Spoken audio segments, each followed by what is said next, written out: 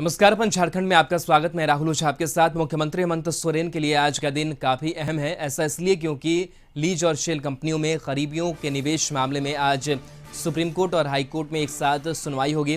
राज्य सरकार ने सुप्रीम कोर्ट में ईडी की ओर से पेश सीलबंद रिपोर्ट पेश किए हैं जाने की और याचिका की वैधता के खिलाफ अपील दायर की है। राज्य सरकार का पक्ष रखते हुए अधिवक्ता कपिल सिब्बल ने कहा कि यह मामला राज्य के मुख्यमंत्री से जुड़ा है और ईडी इस तरह सीलबंद रिपोर्ट अदालत में पेश नहीं कर सकती है। कपिल सिब्बल ने कहा कि सीलबंद रिपोर्ट सरकार को भी दिया जाना चाहिए। बिना दस्तावेज सरकार किस आधार पर जवाब दाखिल करेगी। केशव हमारे साथ जुड़े हुए हैं। केशव, सुप्रीम कोर्ट में भी सुनवाई है, वहां से क्या कुछ अपडेट, कितने बजे से कोर्ट की कार्यवाही शुरू होगी? जी राहुल, देखिए आज झारखंड के मुख्यमंत्री हेमंत सोरेन के लिए बहुत अहम दिन है क्योंकि माइनिंग लीज मामले को लेकर शेल कंपनियों में निवेश को लेकर आज सुप्रीम कोर्ट में सुनवाई होनी है।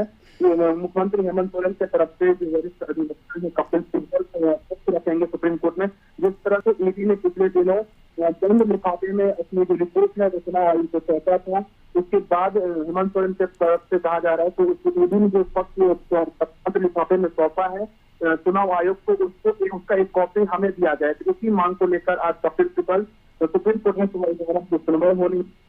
बस फैसला होगा कि सुप्रीम कोर्ट जो भी डिसीजन देगा कि क्या जो वो कॉपी मांग रहे हैं जो ईडी की तरफ से सौंपा गया है चुनाव आयोग के, उसमें क्या लिखा हुआ है, क्या रिपोर्ट है, क्या वो दिया जाए मुख्यमंत्री हेमंत सोरेन को कि नहीं। लेकिन जिस तरह से माइनिंग लीज मामले को लेकर लगातार राजनीति हो रही है झारखंड में और मुख्यमंत्री हेमंत सोरेन की सदस्यता खत्म करने के लिए बीजेपी लगातार संघर्ष करी है, ऐसे आज की ये सुनवाई सुप्रीम कोर्ट में बहुत महत्वपूर्ण है। चलिए, शुक्रिया केशव तमाम जानकारी के लिए।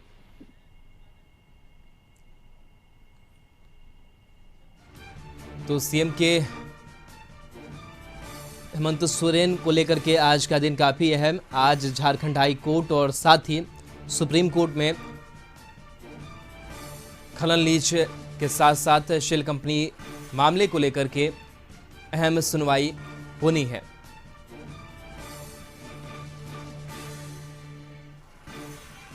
तो आज झारखंड हाई कोर्ट के साथ साथ सुप्रीम कोर्ट में सुनवाई। हेमंत सोरेन के लिए काफी अहम दिन। क्या कुछ सुनवाई के दौरान टिप्पणी कोर्ट की सामने आती है?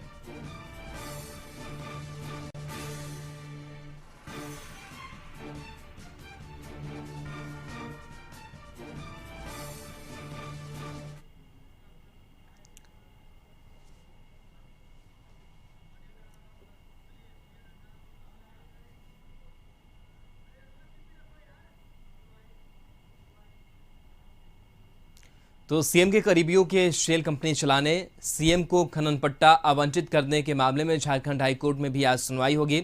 19 मई को ही ईडी ने हाईकोर्ट में शपथ पत्र दाखिल कर बताया था कि सीएम हेमंत सोरेन को खनन लीज आवंटित करने में खान सचिव पूजा सिंघल ने महत्वपूर्ण भूमिका निभाई है। मनी लॉन्ड्रिंग से जुड़े मामलों में भी पूजा सिंघल शामिल रही हैं और इसका साक्ष्य भी ईडी को मिला है। खूंटी में हुए मनरेगा घोटाले के कुछ मामलों की जांच की गई है। यह मामला पूजा सिंघल के डीसी रहने के कार्यकाल का है। शेल कंपनियों के बारे में ईडी ने कहा है कि जांच के दौरान कुछ कंपनियों की भूमिका भी सामने आई है। ये कंपनियां झारखंड से बाहर की है। शेल कंपनियों की जांच को लेकर दायर जनहित याचिका में इन कंपनियों का नाम लिया गया है। खूंटी में हुए मनरेगा घोटाले की जांच को लेकर दायर जनहित याचिका के मामले में प्रार्थी अरुण कुमार दुबे ने हस्तक्षेप याचिका दायर की है। प्रार्थी ने अदालत से इस मामले में सीबीआई जांच कराने का आग्रह करते हुए सीबीआई को भी प्रतिवादी बनाने का आग्रह हाईकोर्ट से किया है। इस पर अदालत ने सरकार से बताने को कहा है कि वह सीबीआई को प्रतिवादी बनाना चाहती है या नहीं। इस मामले में आज सुनवाई होगी। झारखंड न्यूज कोऑर्डिनेटर मनोज जी हमारे साथ जुड़े हुए हैं। मनोज जी, आज का दिन काफी अहम। झारखंड हाई कोर्ट से लेकर के सुप्रीम कोर्ट तक सुनवाई होनी है शेल कंपनी खनन पट्टा आवंटित करने को लेकर के। क्या कुछ जानकारी है झारखंड हाई कोर्ट में, किस तरीके से कार्रवाई चलनी है? देखिए राहुल, अगर हम बात करेंगे आज के दिन का, निश्चित तौर पे आपने बिल्कुल सही कहा कि आज का दिन काफ़ी महत्वपूर्ण है क्योंकि आज जो है इस भ्रष्टाचार से जुड़े हुए कई चीज़ें जो हैं आज एक साथ कई जगह जो है वो सामने में आ रही है। सबसे पहले तो झारखंड हाई कोर्ट में भ्रष्टाचार से जुड़े हुए, माइनिंग लीज से जुड़े हुए जो मामले हैं उनकी सुनवाई होनी है। उसमें मुख्यमंत्री के और को माइनिंग लीज जो दिया गया है उस पर और जो उनके करीबी हैं से जुड़े हुए हैं जो मामले हैं वो भी उसमें टैग किए गए हैं। इसके साथ ही सुप्रीम कोर्ट में भी एक सुनवाई है, जो कि माइनिंग लीज से जुड़े हुए जो मामले की हाई कोर्ट में सुनवाई हो रही है, उसको क्वैश करने के लिए सरकार के तरफ से एक SLP दाखिल किया गया था सुप्रीम कोर्ट में। आज उसकी भी सुनवाई होनी है। तो एक तरह से कहा जाए ये काफ़ी महत्वपूर्ण है। दूसरी तरफ इन सारे चीज़ों को लेकर के जो ये कार्रवाई हुई है और ये जो PIL जो दाखिल की गई थी 2019 में, उसी का नतीजा है कि आज ED ये कार्रवाई कर रही है। और उस कार्रवाई के एक झलक यहाँ पे आप देख सकते हैं कि ये एक विशाल चौधरी जो इस पूरे घोटाले से, घपले घोटाले से जुड़े हुए बताए जा रहे हैं। विशाल चौधरी, उनके आवास पे, उनके कई ठिकानों पे छापेमारी हो रही है ED के। ये छापेमारी जो हो रही है, ये छापेमारी कल जो रांची और साहेबगंज के DMO से जो पूछताछ हुई है ED की, उसके बाद, उसके पहले अगर हम बात करेंगे तो दुमका और पाकुड़ के DMO से पूछताछ हुई है। पूजा सिंघल से पूछताछ हुई है, उनके पति अभिषेक झा से हुई है, और उनके CA सुमन सिंह से जो पूछताछ हुई है, उन सब का नतीजा बताया जा रहा है कि आज ये छापेमारी चल रही है। ये छापेमारी सिर्फ यही नहीं चल रही है, मैं बता दूं आपको कि ये छापेमारी रांची के साथ साथ पटना, मुजफ्फरपुर और भी कई जगहों पे छापेमारी चलने की बात है। हालांकि अभी तक आधिकारिक तौर पे ED के द्वारा इसकी पूरी सूचना जारी नहीं की गई है। जब पूरी छापेमारी कंप्लीट हो जाएगी तो क्या कुछ दस्तावेज मिले हैं, क्या कुछ, कितने घंटे तक चली है छापेमारी, ये सारी चीज़ें स्पष्ट हो पाएंगी। लेकिन अभी जो जानकारी मिल रही है, उस जानकारी के मुताबिक सुबह 6 बजे से यहाँ छापेमारी शुरू हो चुकी है और इस छापेमारी में कई अहम दस्तावेज और दूसरे चीज़ों की मिलने की बात है। विशाल चौधरी और अनिल झा, विशाल चौधरी बताए जा रहे हैं कि राज्य सरकार की एक बेहद ही जो महत्वपूर्ण IAS अधिकारी हैं, वरिष्ठ अधिकारी है, उनके काफ़ी करीबी माने जाते हैं। ये एक कौशल विकास से योजना से जुड़ी हुई संस्थान चलाते हैं। और अगर हम बात करेंगे तो उसके अलावे जो खनन पट्टा को लेकर के या जो जिलों में जो माइनिंग लीज जो चल रही है, लीगल या इलीगल तरीके से जो माइनिंग चल रही है, उससे जुड़ा हुआ जो पैसा है उसको यहाँ पहुँचाने की बात आ रही है। और खुद निशिकांत दुबे जो सांसद है राज्यसभा के, जो चलिए बिल्कुल मनोज जी, तो इस छापेमारी वाली खबर पर आपके पास वापस भी लौटेंगे। झारखंड हाई कोर्ट की कार्रवाई की बात कर रहे थे, तो आपको बता दें कि इसके साथ साथ निलंबित IAS पूजा सिंघल और माइनिंग घोटाला मामले में ED ने रांची समेत कई जगहों पर एक साथ छापेमारी कर रही है।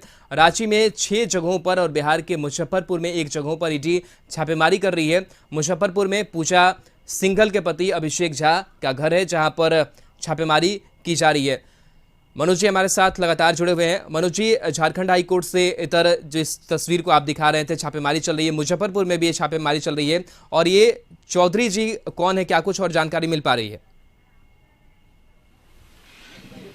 देखिए, विशाल चौधरी, जैसा कि मैं आपको बता रहा था कि विशाल चौधरी जो है अभी हाल के दिनों में ये एक तरह से कहा जाए चर्चा में आए हैं। ये कौशल विकास योजना से जुड़े हुए संस्थान को चलाते हैं। लेकिन अगर हम इनके तार की अगर हम बात करेंगे तो राज्य के बड़े रसूखदार जो अधिकारी लोग हैं, उनके साथ में इनका उठना बैठना है। यहाँ इस घर में अधिकारियों का आना जाना है। यहाँ पे शाम में रोज अधिकारियों की महफिल सजती है। इस जो पार्क ये नज़र आ रहा है, आप देख सकते हैं कि कितना खूबसूरत तरीके से ये बनाया गया है। हालांकि ये जो घर है, ये बता दूं मैं आपको कि ये विशाल चौधरी का अपना घर नहीं है, किराए पे है, लिया गया है। लेकिन जिस तरीके से अभी आप देख सकते हैं कि ED के जो अधिकारी और सुरक्षाकर्मी हैं, जो वो भी नज़र आ रहे हैं यहाँ पे इस घर में चहलकदमी करते हुए, और कई महंगी गाड़ियाँ जो हैं आप देख सकते हैं यहाँ लगी हुई हैं। तो आप अंदाज़ा लगा सकते हैं कि ये इनके जो तार हैं किस तरीके से जुड़े हुए होंगे। और सिर्फ यहीं पे नहीं हो रहा है, इसके आगे में इनका कार्यालय है, उस जगह पे भी उस ठिकाने पे भी चल रही है, और भी कई ठिकानों पे चल रही है। तो एक तरह से कहा जाए कि विशाल चौधरी आज के तारीख में वो नाम है जो सरकार के रसूखदार अधिकारियों के साथ में उनके संबंध है। साथ ही जो खनिज, अगर हम कहें अवैध रूप से जो खनन का कार्य कर रहे हैं, माइनिंग में लगे हुए हैं, इलीगल माइनिंग में, उनके साथ में जुड़े हुए हैं। तो एक बड़े बिचौलिए हैं। इनसे इनके घर में जब अभी, और इनके कार्यालय में, इनके दफ्तर में, इनके ठिकानों पे जो छापेमारी हो रही है, यहाँ से जो कागजात, जो दस्तावेज या इलेक्ट्रॉनिक्स डिवाइसेस जब जब्त होंगी और उनकी जब पड़ताल होगी, उसमें जो सारी चीज़ें निकलेंगी, तो ये एक पूरे इस मामले की तस्वीर को साफ करेंगे कि आखिर पैसा कहाँ से आता है, किनके माध्यम से आता है, किस किस डेट में कहाँ कहाँ पैसा है और किनके पास गया। तो एक तरह से कहा जाए ये एक अहम छापेमारी मानी जा रही है। हालांकि मैंने पहले भी कहा था और अभी भी मैं इस बात को, जो सारी चीज़ें सामने आ रही है, इस बात का ये अनुमान लगाया जा सकता है कि पूछताछ में अभी और कई लोगों पे इस तरह की गाज गिरेगी। कई लोग जो हैं ईडी के राडार पे हैं, कई अधिकारी। अभी चूंकि अभी अधिकारियों की अगर हम बात करेंगे तो सिर्फ पूजा सिंघल पे कार्रवाई हुई है, सिर्फ उन पे उनकी गिरफ्तारी हुई है और उनके सीए की गिरफ्तारी हुई है। लेकिन मैं बता दूं आपको कि इस मामले में आने वाले दिनों में और भी कई लोगों की गिरफ्तारी होगी, जो न सिर्फ गिरफ्तारी होगी बल्कि कई बड़े अधिकारी भी इसके जद में आएंगे, कई राजनेता भी आएंगे। आने वाले दिनों में ये सारे रहस्य से पर्दा उठेगा। ईडी जो है लगातार काम कर रही है और सबसे बड़ी बात है कि ईडी ने कोर्ट में हलफनामा दायर करके इस बात को कहा है कि इस जांच का दायरा इतना बड़ा है, केवल ईडी के बलबूते की चीज नहीं है, इसमें सीबीआई को लगाया जाए, क्योंकि बहुत सारी जो चीजें आ रही हैं वो ईडी उन सारे चीजों को जांच नहीं करती है, उसका दायरा इतना बड़ा नहीं है। तो आप और उन्हीं सारे मामलों की झारखंड हाईकोर्ट में आज सुनवाई होनी है, तो वो भी अब स्पष्ट होगा कि ये हाईकोर्ट में जो मामला गया है ईडी के द्वारा, जो ये डाला गया है कि इसके जांच के दायरे को बढ़ाया जाए और सीबीआई को सौंपा जाए, तो सीबीआई को दिया जाए या न दिया जाए, इन सारी चीजें की स्थिति स्पष्ट हो पाएगी। चलिए बने रहिए हमारे साथ मनोज जी। इस बीच आपको बताएं कि निलंबित आईएएस पूजा सिंघल और माइनिंग घोटाला मामले में ईडी ने रांची समेत कई जगहों पर एक साथ छापेमारी की है। रांची में 6 ठिकानों पर और बिहार के मुजफ्फरपुर में एक जगह पर ईडी ने छापेमारी की है। मुजफ्फरपुर में पूजा सिंघल के पति अभिषेक झा का घर है, जहां पर छापेमारी की गई है। पूजा सिंघल आईएएस अधिकारी के पूछताछ के दौरान में आज राजधानी रांची के अशोकनगर इलाके सहित कई जगहों पे ईडी की फिर से एक बार छापेमारी हो रही है।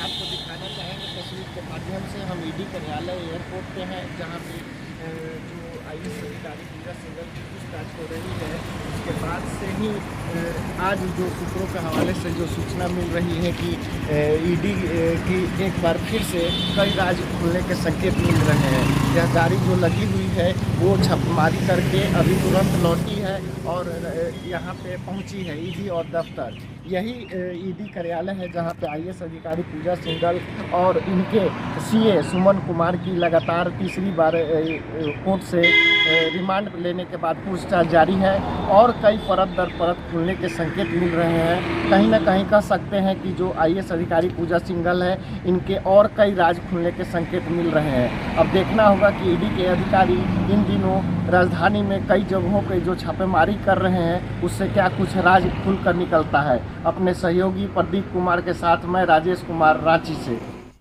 तो पूजा सिंघल मामले में ईडी आज एक बार फिर से बिहार झारखंड कई जगहों पर छापेमारी कर रही है। इस छापेमारी को लेकर बीजेपी सांसद निशिकांत दुबे ने ट्वीट किया है। उन्होंने लिखा है कि इस बार उन्होंने थोड़ी देर कर दी है ट्वीट करने में, जो झारखंड के किसी राजा के यहाँ धन पहुँचाने के लिए बिचौलिए थे। गौरतलब है कि निशिकांत दुबे के ट्वीट को लेकर लगातार हंगामा मचा है। जेएमएम नेताओं का आरोप है कि निशिकांत दुबे जो भी ट्वीट करते हैं ईडी कार्रवाई करती नजर आती है। तो झाजी और चौधरी जी, ये दो नाम इस ट्वीट में भी है और यहाँ पर छापेमारी भी चल रही है।